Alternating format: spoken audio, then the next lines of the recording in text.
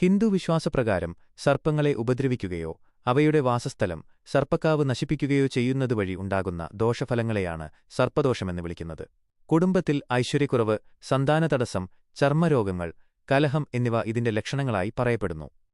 സർപ്പദോഷം പരിഹരിക്കാനായി സാധാരണയായി നിർദ്ദേശിക്കപ്പെടുന്ന പ്രധാന കർമ്മങ്ങൾ താഴെ പറയുന്നവയാണ്. പ്രധാന പരിഹാരമാർഗ്ഗങ്ങൾ. 100 പാലും സമർപ്പിക്കുക. സർപ്പദോഷ പരിഹാരത്തിനായി ഏറ്റവും പ്രധാനമായി ചെയ്യുന്ന വഴിപാടാണിത്. സാധാരണയായി പൗർണമി ദിവസങ്ങളിലോ ആയില്യം നക്ഷത്രത്തിലോ ആണ് ഇത് നടത്താറുള്ളത്. ആയില്യം പൂജ. സർപ്പങ്ങളുടെ ജന്മനക്ഷത്രമായ ആയില്യം നാളിൽ നാഗരാജാവിനും നാഗയക്ഷിക്കും പ്രത്യേക പൂജകൾ നടത്തുന്നത് ദോഷശമനത്തിന് ഉത്തമമാണ്. മണ്ണാറശാല, പാമ്പുമ്മേക്കാട് തുടങ്ങിയ ക്ഷേത്രങ്ങൾ ഇതിന് പ്രസിദ്ധമാണ്. സർപ്പബലി. കടുത്ത സർപ്പദോഷങ്ങൾ മാറ്റുന്നതിനായി തന്ത്രിമാരുടെ കാർമ്മികത്വത്തിൽ നടത്തുന്ന സങ്കീർണമായ ഒരു പൂജയാണിത്. മഞ്ഞൾപ്പൊടി അഭിഷേകം. നാഗദൈവങ്ങൾക്ക് മഞ്ഞൾപ്പൊടി ചാർത്തുന്നത് ചർമ്മരോഗങ്ങൾ മാറാനും ദോഷങ്ങൾ അകലാനും സഹായിക്കുമെന്ന് വിശ്വസിക്കപ്പെടുന്നു. കാവും പരിസരവും സംരക്ഷിക്കുക.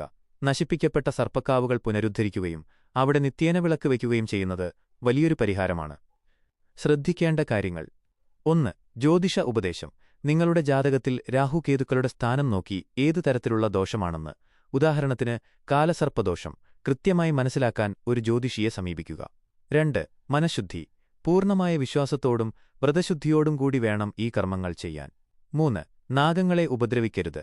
ജീവനുള്ള പാമ്പുകളെ ഉപദ്രവിക്കാതിരിക്കുക എന്നതുതന്നെയാണ് ഏറ്റവും വലിയ പരിഹാരം. ജാതകപ്രകാരം ഏത് വഴിപാടാണ് വേണ്ടതെന്ന് എങ്ങനെ അറിയാം? നിങ്ങളുടെ ജാതകത്തിൽ രാഹുവിന്റെയും കേതുവിന്റെയും സ്ഥാനമനുസരിച്ചാണ് ദോഷത്തിന്റെ തീവ്രത നിശ്ചയിക്കുന്നത്.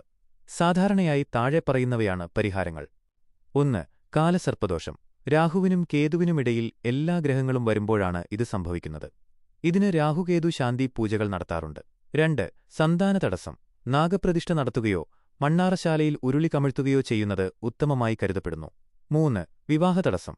നാഗദൈവങ്ങൾക്ക് മംഗല്യസൂത്രം സമർപ്പിക്കുകയും പാലും പഴവും നിവേദിക്കുകയും ചെയ്യുന്നത് ഗുണകരമാണ്. അടുത്ത ഘട്ടം.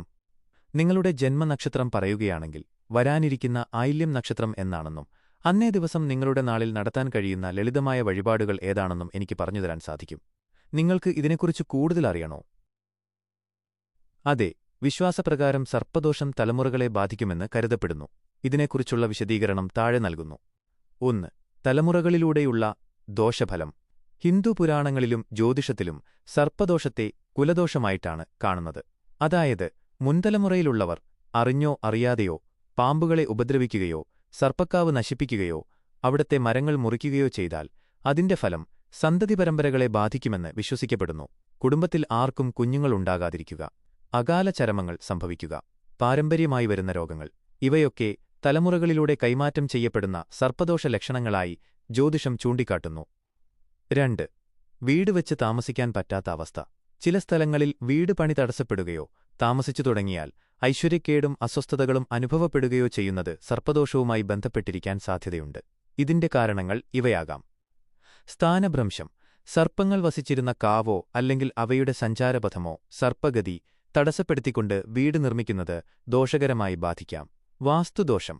ഭൂമിയിലെ നാഗങ്ങൾക്കുള്ള സ്ഥാനം തെറ്റിച്ചുകൊണ്ട് നിർമ്മാണം നടത്തിയാൽ ആ വീട്ടിൽ താമസിക്കുന്നവർക്ക് മനസ്സമാധാനം കുറയുമെന്ന് വാസ്തുശാസ്ത്രം പറയുന്നു. ഭൂമി ശുദ്ധിയല്ലാത്ത അവസ്ഥ.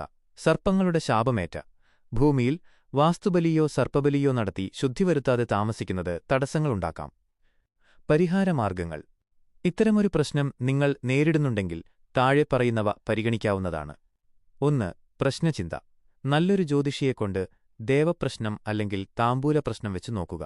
ഭൂമിയിൽ സർപ്പസാന്നിധ്യമുണ്ടോ എന്നും എന്താണ് പരിഹാരമെന്നും ഇതിലൂടെ കൃത്യമായി അറിയാം. 2. സർപ്പബലി. ഭൂമിയുടെ ദോഷം മാറ്റാൻ ഏറ്റവും ശക്തമായ കർമ്മമാണ് സർപ്പബലി. 3. മാറ്റിപ്രതിഷ്ഠിക്കൽ. തടസ്സമുള്ള സ്ഥലത്ത് സർപ്പക്കാവുണ്ടെങ്കിൽ വിധിപ്രകാരം മറ്റൊരു സ്ഥാനത്തേക്ക് കന്നിമൂലയിലോ മറ്റോ മാറ്റിപ്രതിഷ്ഠിക്കുന്നത് ദോഷമൊഴിവാക്കാൻ സഹായിക്കും. ഈ വീഡിയോ നിങ്ങൾക്കിഷ്ടമായെങ്കിൽ ദയവായി ലൈക്ക് ചെയ്യുക.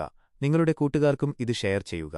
ഇതുപോലുള്ള കൂടുതൽ വീഡിയോകൾക്കായി ഈ ചാനൽ ഇപ്പോൾ തന്നെ സബ്സ്ക്രൈബ് ചെയ്യുമല്ലോ. ഒപ്പം ആ ബെല്ലൈക്കൺ കൂടി ഒന്ന് അമർത്തുക.